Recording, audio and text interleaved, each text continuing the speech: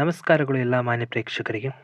ಮೊದಲನೇದಾಗಿ ಈ ಒಂದು ಕಟ್ಟಡ ಕಾರ್ಮಿಕ ವಿದ್ಯಾರ್ಥಿ ವೇತನಕ್ಕೆ ಲೇಬರ್ ಕಾರ್ಡ್ ಸ್ಕಾಲರ್‌ಶಿಪ್‌ಗೆ ಹೇಗೆ ಅಪ್ಲಿಕೇಶನ್ ಸಲ್ಲಿಸಬೇಕು, ಅಂದರೆ ಹೇಗೆ ಅಪ್ಲೈ ಮಾಡಬೇಕು, ಅರ್ಜಿ ಸಲ್ಲಿಸುವಂಥ ವಿಧಾನವನ್ನು ಸಂಪೂರ್ಣವಾಗಿ ಒಂದು ವಿಡಿಯೋದಲ್ಲಿ ಎಕ್ಸ್‌ಪ್ಲೇನ್ ಮಾಡಿಕೊಡ್ತೇನೆ. ಇಲ್ಲಿ ಯೂಸರ್ ಮ್ಯಾನ್ಯುವಲ್ ನಾನು ತಗೊಂಡಿದ್ದೇನೆ. ಮೊದಲನೇದಾಗಿ ಸ್ಟೂಡೆಂಟ್ ರಿಜಿಸ್ಟ್ರೇಷನ್. ಅದಕ್ಕಿಂತ ಮುಂಚೆ ನಾನು ಮೊದಲನೇದಾಗಿ ಹೇಳುವಂಥ ಒಂದು ವಿಚಾರ, ಇಷ್ಟು ದಿನ ನಾವೇನು ಮಾಡ್ತೀವಿ ಅಂತ ಹೇಳಿದರೆ, ಆ್ಯಕ್ಚುಲಿ ಲೇಬರ್ ಕಾರ್ಡ್ ಸ್ಕಾಲರ್‌ಶಿಪ್ ಅಂತ ಹೇಳಿದ ತಕ್ಷಣ ನಾವೇನು ಮಾಡ್ತೀವಿ, SSB ಮೂಲಕ ಹೋಗಿ ನಾವು ಆ ಒಂದು ಪೋರ್ಟಲಲ್ಲಿ ನಾವು ಅಪ್ಲಿಕೇಶನ್ ಹಾಕ್ತಿದ್ವಿ ಕಳೆದ 2 ವರ್ಷದಿಂದ ಅಲ್ವಾ. ಅದಕ್ಕಿಂತ ಮುಂಚೆ ನಾವು ಇನ್ನೊಂದು ಕಟ್ಟಡ ಕಾರ್ಮಿಕರ ಅವರ ಒಂದು ಇಲಾಖೆಯ ಸೈಟ್ನಲ್ಲೇ ಬಂದು ಅಪ್ಲಿಕೇಶನ್ ಹಾಕ್ತಿದ್ವಿ. ಬಟ್ ಕಳೆದ 2 ವರ್ಷದಲ್ಲಿ ಅದನ್ನು SSBಗೆ ಅದನ್ನ ಟ್ರಾನ್ಸ್ಫರ್ ಮಾಡಿದರು. ಅಲ್ಲಿ ನಾವು ಅಪ್ಲಿಕೇಶನ್ ಹಾಕ್ಬೋದು ಅಂತ ಹೇಳುವಂಥ ಒಂದು ಮಾಹಿತಿಯನ್ನು ಕೊಟ್ಟಿದ್ದರು ಸ್ಟೂಡೆಂಟ್ಸ್ಗೆ. ಬಟ್ ಈಗ ಅದನ್ನು ಮತ್ತು ಚೇಂಜ್ ಮಾಡಿದ್ದಾರೆ.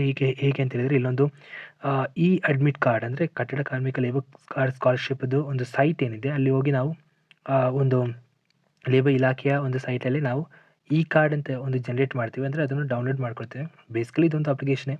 ಅದು ಮಾಡಿದ್ರಷ್ಟೇ ಸಾಕು, ನಮ್ಮ ಒಂದು ಕಂಪ್ಲೀಟ್ ಡೀಟೇಲ್ಸ್ ಏನಿದೆ ಅದು ಈ ಒಂದು ಲೇಬರ್ ಇಲಾಖೆ, ಅಂದರೆ ಈ ಒಂದು ಕಟ್ಟಡ ಕಾರ್ಮಿಕ ಇಲಾಖೆಯಿಂದ ಡಿಪಾರ್ಟ್ಮೆಂಟಿಂದ ಡೈರೆಕ್ಟಾಗಿ ಅದು SSB ಪೋರ್ಟ್ಲಿಗೆ ಹೋಗ್ತದೆ. ಅಲ್ಲಿಂದ ಅದು ನಿಮ್ಮ ಒಂದು ಹಣದ, ಅಂದರೆ ವಿದ್ಯಾರ್ಥಿ ವೇತನ ಹಣದ ಒಂದು ಪ್ರಾಸೆಸಿಂಗ್ ಆಗಿ ನಿಮ್ಮ ಬ್ಯಾಂಕಿಗೆ ಹಣದ ಜಮಾವಣೆ ಆಗುತ್ತದೆ. ಓಕೆ.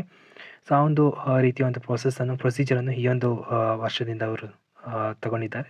ಏನಿರಲಿ, ನಾವು ಅದನ್ನು ಮುಂದುವರಿಸುವ. ಮೊದಲನೇದಾಗಿ ಇಲ್ಲೊಂದು ವೆಬ್ಸೈಟ್ ಲಿಂಕ್ ನಾನು ಕೆಳಗೆ ಕೊಟ್ಟಿರ್ತೇನೆ. ಫಸ್ಟ್ ಆಫ್ ಆಲ್ ಇಲ್ಲಿ 2 ವಿಧಾನ ಇದೆ. ಮೊದಲನೇದಾಗಿ ನೀವು ಗಮನಿಸ್ಬೋದು, ಕರ್ನಾಟಕ ಕಾರ್ಮಿಕ ಕಲ್ಯಾಣ ಮಂಡಳಿ, ಅಂದರೆ ಇವರ ಒಂದು ಅಫಿಷಿಯಲ್ ವೆಬ್ಸೈಟ್ ಆಗಿರ್ತದೆ. ಇಲ್ಲಿ ನಾವು ಹೋಗಿ ರಿಜಿಸ್ಟ್ರೇಷನ್ ಮಾಡುವಂಥದ್ದು, ಲಾಗಿನ್ ಮಾಡಿ ಅಪ್ಲೈ ಮಾಡುವಂಥದ್ದು. ಬೇಸಿಕಲಿ ಇಲ್ಲಿ ನೀವು ಗಮನಿಸ್ಬೋದು, ಇಲ್ಲಿ ನಾನೀಗ ಆ ಒಂದು ಲಿಂಕ್ ಮೂಲಕ ಓಪನ್ ಮಾಡೋದಾದರೆ ಈ ಒಂದು ರೀತಿಯ ಮುಖಪುಟ, ಅಂದರೆ front page, home page open ಆಗ್ತದೆ. ಇಲ್ಲಿ ನೀವು ಗಮನಿಸ್ಬೋದು, ಮೇಲ್ಗಡೆ ಲಾಗಿನ್ ಮತ್ತು ರಿಜಿಸ್ಟ್ರೇಷನ್ ಎರಡು ಒಂದು ಬಟನ್ ಇದೆ. ವೀಕ್ಷಕರಿಗೆ ಗಮನಿಸಿ, ಮೊದಲನೇದಾಗಿ ನೀವು ನಿಮ್ಮ ಮೊಬೈಲ್ ಫೋನ್ನಲ್ಲಿ ಡೆಸ್ಕ್ಟಾಪ್ ಸೈಟ್ನಲ್ಲಿ ಓಪನ್ ಮಾಡೋದಾದರೆ ಖಂಡಿತವಾಗಿ ಇಲ್ಲಿ ಲಾಗಿನ್ ಅಂತೇಳುವಂಥ ಒಂದು ಆಪ್ಷನ್ ಮಾತ್ರ ದೊರಕುವಂಥದ್ದು. ರಿಜಿಸ್ಟ್ರೇಷನ್ ಕಾಣ್ತಿಲ್ಲ. ಮೋಸ್ಟ್ಲಿ ಅದು ಸೈಟ್ ಪ್ರಾಬ್ಲಮ್ ಇರ್ಬೋದು, because they may not be adjusted this for better quality for this one, mobile desktop site. Okay. ಅಲ್ಲೇನೋ ಪ್ರಾಬ್ಲಮ್ ಆಗಿರ್ಬೋದು, ಏನೇ ಇರಲಿ. ಇದು ನೀವು ಬೆಟರ್ ನಿಮ್ಮ ಒಂದು ಲ್ಯಾಪ್ಟಾಪ್ ಅಥವಾ ಕಂಪ್ಯೂಟರ್ನಲ್ಲೇ ಓಪನ್ ಮಾಡಬೇಕು. ಹಾಗಿದ್ದರೆ ಮಾತ್ರ ನಿಮಗೆ ಇದೊಂದು ದೊರಕ್ತದೆ, ಅಂದರೆ ಈ ಒಂದು ಲಾಗಿನ್ ಮತ್ತು registration process. Okay, you can click here for this registration. Okay, ಇಲ್ಲಿ ನೀವು ರಿಜಿಸ್ಟ್ರೇಷನ್ಸ್ ಏನಿದೆ ಅದರ ಮೇಲೆ ಕ್ಲಿಕ್ ಮಾಡ್ಬೋದು. ಇಲ್ಲ ನೀವು ಆಲ್ರೆಡಿ ರಿಜಿಸ್ಟರ್ ಆಗಿದ್ದೀವಿ, ನಾನು ಜಸ್ಟ್ ಲಾಗಿನ್ ಮಾಡ್ಕೊಳ್ತೀನಿ ಅಂತ ಹೇಳಿದ್ರೆ, ಓಕೆ, ನಿಮಗೆ ಲಾಗಿನ್ ಮಾಡ್ಬೋದು. ಬಟ್ ನಾವೀಗ ಮೊದಲಿನ ಒಂದು ಪ್ರೊಸೀಜರ್, ಅಂದರೆ ನಾನು ಸ್ಕ್ರಾಚಿಂದ ಸ್ಟಾರ್ಟ್ ಮಾಡ್ತೇನೆ. ರಿಜಿಸ್ಟ್ರೇಷನ್ ಮಾಡೋಣ. ರಿಜಿಸ್ಟ್ರೇಷನ್ ಮೇಲೆ ಕ್ಲಿಕ್ ಮಾಡಿದ ತಕ್ಷಣ ನಮಗೆ ಈ ಒಂದು ರೀತಿಯ ಮುಖಪುಟ, ಅಂದರೆ ವೆಬ್ ಪೇಜ್ ಓಪನ್ ಆಗ್ತದೆ. ಇಲ್ಲಿ ನೀವು ಗಮನಿಸ್ಬೋದು, student registration, Karnataka labour welfare board student registrations. ಇಲ್ಲಿ ಮೊದಲು ಕೇಳುವಂಥದ್ದು ನಿಮ್ಮ ಒಂದು email ID. Okay. Student email ID, ನಿಮ್ಮ ಒಂದು ಇಮೇಲ್ ID ಇದ್ದೇ ಇರ್ತದೆ, ಅದನ್ನು ಹಾಕಿ. ಆಪ್ಷನಲ್ ಅಂತ ಹೇಳಿದ್ದಾರೆ, ಬಟ್ ಆದರೂ ನಾವು ಹಾಕೋದು ಒಳ್ಳೆಯದು. ಬಿಕಾಸ್ ಎಲ್ಲಾದರೂ ನಿಮ್ಮ ಒಂದು ಮೊಬೈಲ್ ಫೋನ್ಗೆ OTP ಬರದಾಗೆ ಯಾವುದಾದ್ರು ಒಂದು ಸಿಚುವೇಶನ್ ಆದರೆ ನಿಮಗೆ ಇಮೇಲ್ ಮೂಲಕ ಅಂದರೆ OTP ರಿಟ್ರೈವ್ ಮಾಡಿಕೊಂಡು ನಿಮ್ಮ ಒಂದು ಅಕೌಂಟಿಗೆ ಲಾಗಿನ್ ಆಗ್ಬೋದು. ಓಕೆ. ಅದಕ್ಕೆ ಇಲ್ಲಿ ಇಮೇಲ್ ID ಆಪ್ಷನಲ್ ಇದ್ದರೂ ಕೂಡ ನೀವು ಇಮೇಲ್ ID ನಮೂದಿಸಿ. ಒಂದು ಇಮೇಲ್ ID ಹಾಕಿ. ಇಲ್ಲಿ ಅದರ ಕೆಳಗಡೆ ಒಂದು mobile number which is compulsory. Okay. ಇಲ್ಲಿ ಗಮನಿಸಿ, ಮೊಬೈಲ್ ನಂಬರ್ ಅಂತ ಹೇಳೋದು ನಿಮ್ಮ ಒಂದು ಯಾವುದೇ ಒಂದು ಮೊಬೈಲ್ ನಂಬರ್ ಆಗುತ್ತದೆ. ಗಮನಿಸಿ, ಅದು ಆ್ಯಕ್ಟಿವ್ ಆಗಿರಬೇಕು. ಬಿಕಾಸ್ ಇಲ್ಲಿ OTP ಬರ್ತದೆ ಅಷ್ಟೇ, ಒನ್ ಟೈಮ್ ಪಾಸ್ವರ್ಡ್. ನಿಮ್ಮ ಒಂದು ಅಂದರೆ ಈ ಒಂದು ಲೇಬರ್ ಕಾರ್ಡ್ ಹೊಂದಿರುವಂಥ ತಂದೆ ತಾಯಿಯ ಒಂದು ಮೊಬೈಲ್ ಫೋನೇ ಆಗಿರಬೇಕು ಅಂತ ಏನಿಲ್ಲ. ಓಕೆ. Then verification method. ಪರಿಶೀಲನಾ ವಿಧಾನ. ಇಲ್ಲಿ 2 ರೀತಿಯ ಒಂದು ಪರಿಶೀಲನಾ ವೆರಿಫಿಕೇಷನ್ ಮೆಥಡ್ ಕೊಟ್ಟಿದ್ದಾರೆ. ಒಂದು ಥ್ರೂ ಮೊಬೈಲ್ ಫೋನ್, ಅಂದರೆ OTP ಮೊಬೈಲ್ ಫೋನಿಗೆ ಬರ್ತದೆ. ಇಲ್ಲ ನೀವು ಇಮೇಲ್ ID ಕೊಟ್ಟಂಥ ಒಂದು ಇಮೇಲ್ IDಗೆ ಬರ್ತದೆ, ಅಲ್ಲಿ ಕೂಡ ನಿಮಗೆ OTP ಬರ್ತದೆ. ಈ 2 ವಿಧಾನದಲ್ಲಿ ಯಾವುದೋ ಒಂದು ವಿಧಾನ ಆಯ್ಕೆ ಮಾಡ್ಬೋದು. Better it is go for mobile phone ಅಷ್ಟೇ. Okay. Then create your password, ಒಂದು password. Then confirm your password ಅಷ್ಟೇ. ಅದಾದ ತಕ್ಷಣ ರಿಜಿಸ್ಟರ್ ಮಾಡ್ಕೊಳ್ಳಿ. ರಿಜಿಸ್ಟರ್ ಮಾಡಿದ ತಕ್ಷಣ ಏನಾಗ್ತದೆ ಅಂತ ಹೇಳಿದರೆ, ಆ್ಯಕ್ಚುಲಿ ಇದು ನೆಕ್ಸ್ಟ್ ನಿಮ್ಮ ಒಂದು ರಿಜಿಸ್ಟ್ರೇಷನ್ OTPಗೆ ಹೋಗ್ತದೆ. After registering, verification code will be sent to the mobile number which is 6 digit. ಅಂದರೆ ರಿಜಿಸ್ಟರ್ ಆಗಿದ ತಕ್ಷಣ ನಿಮ್ಮ ಒಂದು ಮೊಬೈಲ್ ನಂಬರ್ ಏನು ನೀವು ಇಲ್ಲಿ ನಮೂದಿಸಿರ್ತೀರ ಅದಕ್ಕೆ ನಿಮ್ಮ ಒಂದು OTP ಬರ್ತದೆ, 6 ಡಿಜಿಟ್ OTP. ಆ ಒಂದು OTP ಈ ಒಂದು ಇಲ್ಲಿ ರಿಜಿಸ್ಟರ್ ಅಂತ ಕೊಟ್ಟಿದ ತಕ್ಷಣ ನಿಮಗೆ ಈ ರೀತಿ ಒಂದು ಮುಖಪುಟ ಓಪನ್ ಆಗ್ತದೆ. ಇಲ್ಲಿ ನೀವು ಗಮನಿಸ್ಬೋದು, OTP ವೆರಿಫಿಕೇಷನ್ ಕೋಡ್, ಅಂದರೆ OTPಯನ್ನು ಅದು ಪರಿಶೀಲಿಸುವಂಥ ಒಂದು ಪೇಜ್. ಇಲ್ಲಿ ನಿಮಗೆ ಗಮನಿಸ್ಬೋದು, ಇಲ್ಲಿ a text message with verification code was sent to ಅಂತ ಹೇಳ್ಬಿಟ್ಟು ನೀವು ಯಾವ ಒಂದು ನಂಬರ್ ಕೊಟ್ಟಿದ್ದೀರೋ ಮೊಬೈಲ್ ನಂಬರ್, ಆ ಒಂದು ಮೊಬೈಲ್ ನಂಬರ್ ಕೂಡ ಇಲ್ಲಿ ನಮೂದಿಸಿರ್ತಾರೆ. ಇಲ್ಲಿಂದ OTP ನೀವು ಟೈಪ್ ಮಾಡ್ಬೋದು. ಅದಾದ ನಂತರ ಸಬ್ಮಿಟ್ ಕೊಡಿ ಅಷ್ಟೇ. Okay. So after entering the OTP the student account gets activated. ನೀವು OTP ಸಬ್ಮಿಟ್ ಕೊಟ್ಟ ತಕ್ಷಣ ನಿಮ್ಮೊಂದು ಅಕೌಂಟ್ ಏನಿದೆ, ರಿಜಿಸ್ಟ್ರೇಷನ್ ಪ್ರಾಸೆಸ್ ಏನಿದೆ ಕಂಪ್ಲೀಟ್ ಆಗ್ತದೆ, ಅಲ್ಲಿ ಅಕೌಂಟ್ ಆ್ಯಕ್ಟಿವ್ ಆಗ್ತದೆ. ಓಕೆ, ಸೊ ಇದನ್ನು ಇಮೇಲ್ ಮೂಲಕ ಕೂಡ ವೆರಿಫಿಕೇಷನ್ ಮಾಡ್ಬೋದು. ಅಂದರೆ ಇಮೇಲ್ ಮೂಲಕ ಸಿಕ್ಕಿದಂಥ ಒಂದು OTP ಏನಿದೆ ಅದನ್ನು ಇಲ್ಲಿ ನಮೂದಿಸ್ಬೋದು, ಅಲ್ಲಿ ಕೂಡ ಸಬ್ಮಿಟ್ ಕೊಡ್ಬೋದು. ಓಕೆ, ಸೊ ಅದಾದ ನಂತರ ಹೀಗೆ ನಾವೇನು ಡೈರೆಕ್ಟ್ ಲಾಗಿನ್ ಆಗಬೇಕು. ಸೊ ರಿಜಿಸ್ಟ್ರೇಷನ್ ಪ್ರೊಸೆಸ್ ಆಗಿದೆ, ಇನ್ನು ಲಾಗಿನ್ ಆಗಬೇಕು. ಓಕೆ, ಸೊ ಸ್ಟೂಡೆಂಟ್ ಲಾಗಿನ್ ಇಲ್ಲಿ ನೀವು ಕೊಟ್ಟಿರುವಂಥ ಇಮೇಲ್ ID ಅಥವಾ ಮೊಬೈಲ್ ಫೋನ್ ಎರಡೂ ವರ್ಕ್ ಆಗ್ತದೆ. ಮೊಬೈಲ್ ನಂಬರ್ ಕೊಡಿ. ಆಮೇಲೆ ನೀವು ಈ ಹಿಂದೆ ಕ್ರಿಯೇಟ್ ಮಾಡಿರೋ ಅಂದರೆ ಇಲ್ಲಿ ಕ್ರಿಯೇಟ್ ಮಾಡಿದಂಥ ಈ ಒಂದು ಪಾಸ್ವರ್ಡ್ ಏನಿದೆ ಅದನ್ನು ಇಲ್ಲಿ ನಮೂದಿಸಿ ಅಷ್ಟೇ. ಸೊ ಇದಿಷ್ಟು ಮಾಡಿದರೆ ಸಾಕು. ಆಮೇಲೆ ಲಾಗಿನ್ ಆಗಿದ ನಂತರ after entering the password we are asked students security questions in this is important because if we forget our password the security questions will help us to recover the password. ಅಂದರೆ ಇದಾದ ನಂತರ ಇಲ್ಲಿ login ನಂತರ ನಿಮಗೆ ಇಲ್ಲೊಂದು security question ಅಂತ ಕೇಳ್ತಾರೆ, like your favourite pet name or your mother name, your favourite sports something like that. ಅಲ್ಲೊಂದು ನಿಮ್ಮ ಏನಾದರೂ ಒಂದು ನಿಮಗೆ ಕರೆಕ್ಟಾಗಿ ನೆನಪಿರುವಂಥ ಒಂದು ವಿಷಯವನ್ನು, ಅದು ಪೆಟ್ ನೇಮ್ ಆಗಿರ್ಬೋದು, ನಿಮ್ಮ ಮದರ್ ನೇಮ್ ಆಗಿರ್ಬೋದು. ಐ ಥಿಂಕ್ ಮದರ್ ನೇಮ್ ಕೇಳೋದಿಲ್ಲ ಅಲ್ಲಿ. ಫೇವ್ರೆಟ್ ಸ್ಪೋರ್ಟ್ಸ್ ಸಮಥಿಂಗ್ ಲೈಕ್ ಏನೋ ಇದೆ, ಅದನ್ನು ನೀವು ಅಲ್ಲಿ ಎಂಟ್ರ್ ಮಾಡಿ ಸಬ್ಮಿಟ್ ಕೊಡಿ ಅಷ್ಟೇ. Okay, in case that is just for like backup. In case if you lost your password, ನಿಮಗೆ ಅದನ್ನು ರಿಟ್ರೈ ಮಾಡೋದು ಹೇಗೆ ಅಂತ ಹೇಳೋದನ್ನ ಅಲ್ಲಿ ನೀವು ನೋಡ್ಬೋದು ಅಷ್ಟೇ. ಸೊ ಇಲ್ಲಿ ನೀವು ಗಮನಿಸಬೇಕಾದಂಥ ಇನ್ನೊಂದು ವಿಷಯ, please note, once the mobile number is added we can not change it and if we have to change the number we have to contact admin. ಅಂದರೆ ನೀವು ಹಾಕಿರುವಂಥ ಒಂದು ಮೊಬೈಲ್ ನಂಬರ್ ಏನು ಸಬ್ಮಿಟ್ ಮಾಡಿರ್ತೀರೋ ಅದನ್ನು ಯಾವುದೇ ಕಾರಣಕ್ಕೆ ಚೇಂಜ್ ಮಾಡೋದಿಲ್ಲ. ಇನ್ನು ಚೇಂಜ್ ಮಾಡಬೇಕು ಅಂತಿದ್ದರೆ ಅದಕ್ಕೆ ಚೇಂಜ್ ಮಾಡಲಿಕ್ಕೆ ಕಾರಣ ಒಬ್ಬರಿಗೆ ಮಾತ್ರ ಆಗ್ಬೋದು ಅಂತ, ಅದು ಸಿಸ್ಟಮ್ ಅಡ್ಮಿನಿಸ್ಟ್ರೇಷನ್. ಅದಕ್ಕೆ ನೀವು ಅಲ್ಲಿ ತುಂಬ ಸಪೋರ್ಟಿಗೆ ಕಾಂಟ್ಯಾಕ್ಟಲ್ಲಿ ಮಾಡಬೇಕಾಗಿರ್ತದೆ. ಸೊ ಅದಕ್ಕೆ ನೀವು ಆ ಒಂದು ಕೆಲಸ ಮಾಡಲಿಕ್ಕೆ ಹೋಗಬೇಡಿ, ಬಿಕಾಸ್ ಆಲ್ಮೋಸ್ಟ್ ಎಲ್ಲರ ಹತ್ರ ಒಂದು ಮೊಬೈಲ್ ಫೋನ್ ಇದ್ದೇ ಇರ್ತದೆ. ನಿಮ್ಮ ಮೊಬೈಲ್ ನಂಬರೇ ಕೊಡಿ ಇಲ್ಲಿ. Okay, because this is just for login process ಅಷ್ಟೇ. ಅದಾದ ನಂತರ ಹೀಗೊಂದು ಅಕೌಂಟ್ ಸೆಟ್ಟಿಂಗ್ ಮಾಡಲಿಕ್ಕಿರುವಂಥ ಒಂದು ಪ್ರಾಸೆಸ್ ಇರ್ತದೆ. ಇಲ್ಲಿ ನೀವು ಒಂದು ಮುಖಪಟ್ಟ ಬರ್ತದೆ, ಅಲ್ಲಿ ನೀವು ಗಮನಿಸ್ಬೋದು apply scholarship status, scholarship list, application details and account settings ಅಂತ. ಇಲ್ಲಿ ಅಕೌಂಟ್ ಸೆಟ್ಟಿಂಗ್ಸ್ಗೆ ಬಂದು ಅಂದರೆ ಲಾಸ್ಟಲ್ಲಿರುವಂಥ ಒಂದು ಆಪ್ಷನ್ ಅಕೌಂಟ್ ಸೆಟ್ಟಿಂಗ್ಸ್ಗೆ ಬಂದು ನೀವು ನಿಮ್ಮೊಂದು ಅಕೌಂಟ್ ಸೆಟ್ಟಿಂಗನ್ನು ಮಾಡ್ಬೋದು ಇಲ್ಲಿ. ಅಂದರೆ ಹೊಸದಾಗಿ ನೇಮ್ ಮತ್ತು ಇಮೇಲ್ ID, ಮೊಬೈಲ್ ಫೋನ್ ಎಲ್ಲ ಕೊಟ್ಟುಬಿಟ್ಟು ಪುನಃ ಚೇಂಜ್ ಮಾಡ್ಬೋದು. ಬಟ್ ಮೊಬೈಲ್ ಫೋನ್ ಹಾಗೆ ಇರ್ತದೆ. ಬಟ್ ಗಮನಿಸಿ, ಇದು ಮಾಡುವಂಥ ಅವಶ್ಯಕತೆ ಇಲ್ಲ, ಬಿಕಾಸ್ ಇಲ್ಲಿ ನೀವು ಮೊದಲನೇದಾಗಿ ಕ್ರಿಯೇಟ್ ಮಾಡಿರುವಂಥ ಪಾಸ್ವರ್ಡ್ ಅದು ನೀವೇ ಕ್ರಿಯೇಟ್ ಮಾಡಿರೋದಾಗಿರ್ತದೆ, ಯಾವುದೇ ಕಾರಣಕ್ಕೂ ಸಿಸ್ಟಮಿಂದ ಬಂದಿರುವಂಥದ್ದಲ್ಲ. So it's not a problem. Okay, fine. ಇಲ್ಲಿ ನೀವು ಮತ್ತೆ ಪುನಃ ಅಪ್ಲೈ ಸ್ಕಾಲರ್ಶಿಪ್ನ ಕ್ಲಿಕ್ ಮಾಡಿ. ಅದರ ನಂತರ ಅಪ್ಲೈ ಸ್ಕಾಲರ್ಶಿಪ್ ಹಾಕಿದ ನಂತರ ಹೀಗೆ ಬರ್ತದೆ ನಿಮ್ಮ ಒಂದು ಮತ್ತಿರುವಂಥ ಡೀಟೇಲ್ಸ್ನೆಲ್ಲ ಫಿಲ್ ಮಾಡಲಿಕ್ಕಿರುವಂಥ ಒಂದು ಪೇಜ್. ಸೊ ಇಲ್ಲಿ ನೀವು ನೋಡ್ಬೋದು, does the student belongs to scheduled caste or scheduled tribes?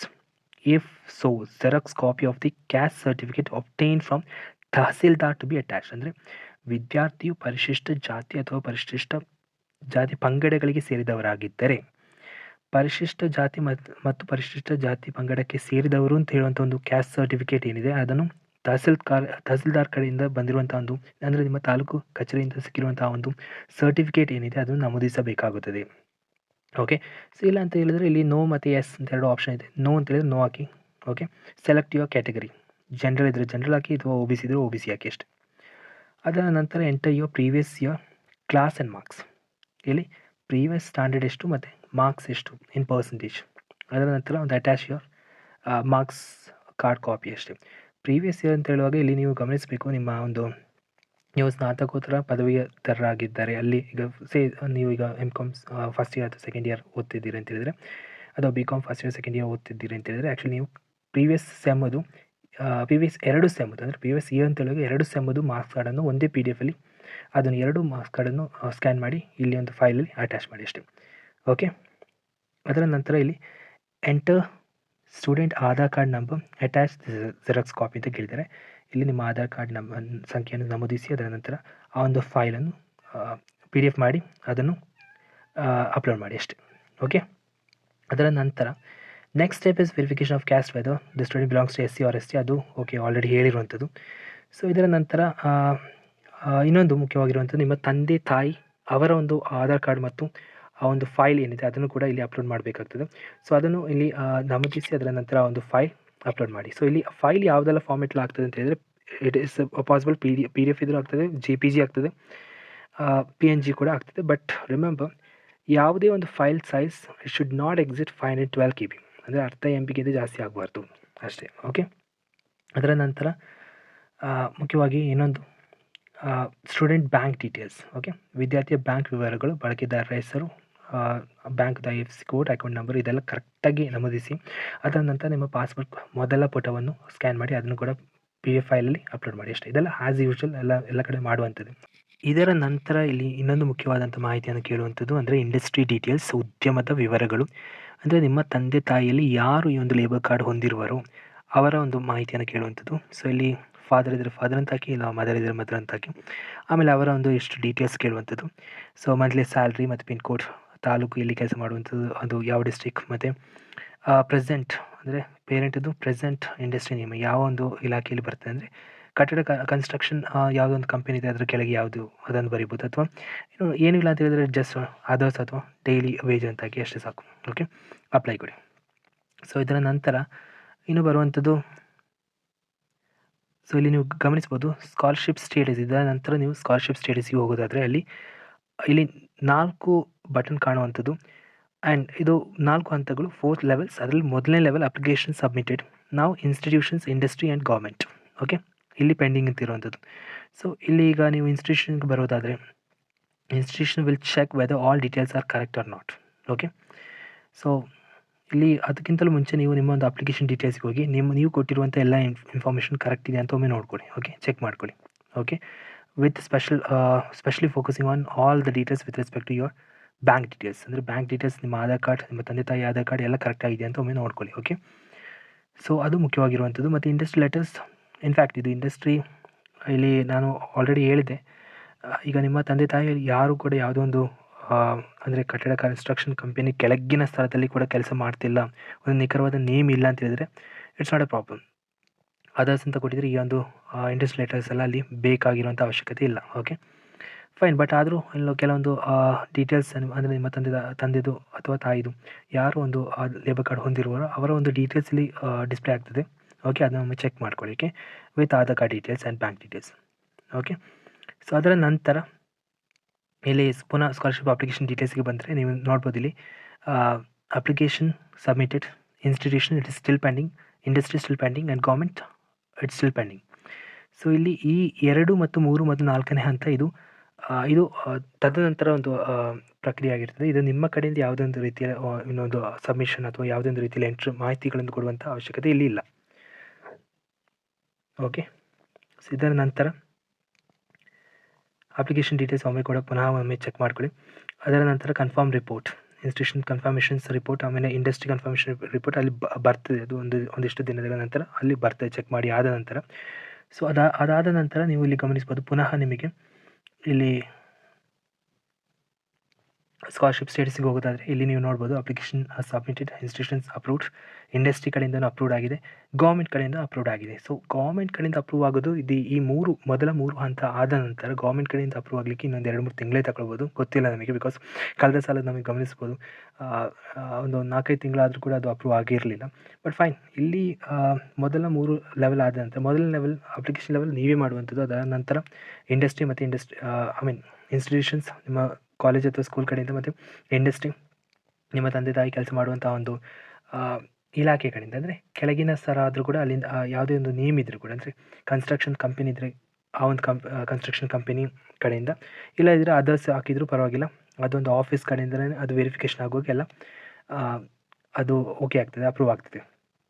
Okay, so ಇಲ್ಲಿ ವಿಷಯ ಇಷ್ಟೇ, ನೀವು ಸಬ್ಮಿಟ್ ಮಾಡಿದಂಥ ಅಪ್ಲಿಕೇಶನಲ್ಲಿರುವಂಥ ಡೀಟೇಲ್ಸ್ಗಳನ್ನು ಮತ್ತು ನಿಮ್ಮ ಒಂದು ನೀವು ಓದ್ತಿರುವಂಥ ಶಾಲೆ ಅಥವಾ ನೀವು ಓದ್ತಿರುವಂಥ ಕಾಲೇಜ್, ಓಕೆ, ಅಲ್ಲಿಂದ ದೊರಕಿದಂಥ ಇನ್ಫಾರ್ಮೇಷನ್, ಹಾಗೆ ನೀವು ನಿಮ್ಮ ತಂದೆ ತಾಯಿ ಕೆಲಸ ಮಾಡ್ತಿರುವಂಥ ಒಂದು ಯಾವುದೇ ಒಂದು ಜಾಗ ಇರಲಿ, ಅಥವಾ ಅಲ್ಲಿ ನೀವು ಏನು ಹಾಕೋದಿದ್ರೆ ಜಸ್ಟ್ ಒಂದು ಇಂಡಸ್ಟ್ರಿ ಅಂದರೆ ಕನ್ಸ್ಟ್ರಕ್ಷನ್ ಲೇಬರ್ ವರ್ಕ್ ಅಷ್ಟೇ, ಅದು ಅಲ್ಲಿ ಅದರ್ಸ್ ಅಂತ ಬರ್ತದೆ. ಸೊ ಆದರೂ ಪರವಾಗಿಲ್ಲ, ಇದೆಲ್ಲವನ್ನು ಅಂದರೆ ಸಂಬಂಧಪಟ್ಟ ಇಲಾಖೆಯಲ್ಲಿ ಅದು ಪರಿಶೀಲನೆ ಆದ ನಂತರ ಅಪ್ರೂವ್ ಅಂತ ಬರುವಂಥದ್ದು. ಅದನ್ನು ನಾವಿಲ್ಲಿ ನೋಡ್ಬೋದು. ಆಫ್ಟರ್ ಅಪ್ಲಿಕೇಶನ್ ಸಬ್ಮಿಟೆಡ್, ಇನ್ಸ್ಟಿಟ್ಯೂಷನ್ ಕಡೆಯಿಂದ ಅಪ್ರೂವ್ಡ್, ಇಂಡಸ್ಟ್ರಿ ಕಡೆಯಿಂದ ಅಪ್ರೂವ್ಡ್, ಅದಾದ ನಂತರ ಗೌರ್ಮೆಂಟ್ ಕಡೆಯಿಂದ ಅಪ್ರೂವ್ಡ್. ಗೌರ್ಮೆಂಟ್ ಕಡೆಯಿಂದ ಎಲ್ಲಿ ಯಾವಾಗ ಅಪ್ರೂವ್ಡ್ ಬರ್ತದೆ ಆವಾಗ ನಿಮ್ಮ ಒಂದು scholarship amount has been successfully transfer to your bank account ಅಂತ ಬರ್ತದೆ. ಓಕೆ. ಅಂದರೆ ನಿಮ್ಮ ಬ್ಯಾಂಕ್ ಅಕೌಂಟಿಗೆ ನಿಮ್ಮ ಒಂದು ಸ್ಕಾಲರ್‌ಶಿಪ್ ಅಮೌಂಟ್ ಏನಿದೆ ಅದನ್ನು ಡೆಬಿಟ್ ಮೂಲಕ ಪುಷ್ ಮಾಡಿ ಆಗಿದೆ ಅಂತ ಹೇಳುವಂಥದ್ದು. ಓಕೆ. ಸೊ ವೀಕ್ಷಕರು, ಇದಿಷ್ಟು ಈ ಒಂದು ವಿಡಿಯೋನಲ್ಲಿ. ಹೋಪ್ ನಿಮಗೆ ಚೆನ್ನಾಗಿ ಅಂಡರ್ಸ್ಟ್ಯಾಂಡ್ ಆಗಿರ್ಬೋದು. Because I have given complete information from the beginning to the end. Okay. ಹಾಗೆಯೇ ಆದಷ್ಟು ಬೇಗ ಅಂದರೆ ಜನವರಿ 31ವರೆಗೂ ಕಾಯಬೇಡಿ. ಆದಷ್ಟು ಬೇಗ ಈ ಒಂದು ಅಪ್ಲಿಕೇಶನ್ ಪ್ರೊಸೀಜರ್ ಇದೆ ಅದನ್ನು ಕಂಪ್ಲೀಟ್ ಮಾಡ್ಕೊಳ್ಳಿ. ಓಕೆ. ಪ್ರಿಯ ವೀಕ್ಷಕರೇ, ಇನ್ನೊಂದು ಮುಖ್ಯವಾದ ವಿಷಯ, ಆದಷ್ಟು ಬೇಗ ಈ ಒಂದು ಅಪ್ಲಿಕೇಶನ್ ಪ್ರಾಸೆಸ್ ಏನಿದೆಯೋ ಅದನ್ನು ಕಂಪ್ಲೀಟ್ ಮಾಡ್ಕೊಳ್ಳಿ. ಬಿಕಾಸ್ ನೀವು ಬರುವ ಜನವರಿವರೆಗೂ ಇನ್ನೇನು 2 ತಿಂಗಳಿದೆ ಅಂತ ಬರೋ ಜನವರಿವರೆಗೂ ನೀವು ಕಾಯೋದಾದರೆ ಖಂಡಿತವಾಗಿಯೂ ಕೊನೆಯ ಗಳಿಗೆಗಳಲ್ಲಿ ಇಲ್ಲೊಂದು ಸರ್ವರ್ ತುಂಬ ಬ್ಯುಸಿ ಆಗ್ಬೋದು. ಕೆಲವೊಂದು ಟೈಮಲ್ಲಿ ನಿಮಗೆ ನೀವು ಸಲ್ಲಿಸುವಂಥ ಅಪ್ಲಿಕೇಶನ್ ಅದೇನಿದೆ ಅದು ಸಬ್ಮಿಟ್ ಆಗಲ್ಲ. ಸೊ ಅಂಥ ಕೇಸ್ಗಳು ಕಳೆದ ವರ್ಷ ತುಂಬ ವಿದ್ಯಾರ್ಥಿಗಳಿಗೆ ಆಗಿತ್ತು. ಸೊ ಈ ವರ್ಷ ಆ ರೀತಿ ಯಾವುದೇ ಒಂದು ರೀತಿಯ ಘಟನೆವರೆಗೂ ನೀವು ತರಬೇಡಿ. ಆದ್ದರಿಂದ ಆದಷ್ಟು ಬೇಗ ಈ ಒಂದು ಅಪ್ಲಿಕೇಶನ್ ಪ್ರಾಸೆಸ್ ಏನಿದೆ ಅದನ್ನು ಕಂಪ್ಲೀಟ್ ಮಾಡ್ಕೊಳ್ಳಿ. ಓಕೆ. ಹಾಗೆಯೇ ಇದಿಷ್ಟು ಈ ಒಂದು ವಿಡಿಯೋನಲ್ಲಿ. ಸಿಗುವ ಮುಂದಿನ ವಿಡಿಯೋದಲ್ಲಿ. ಧನ್ಯವಾದಗಳು.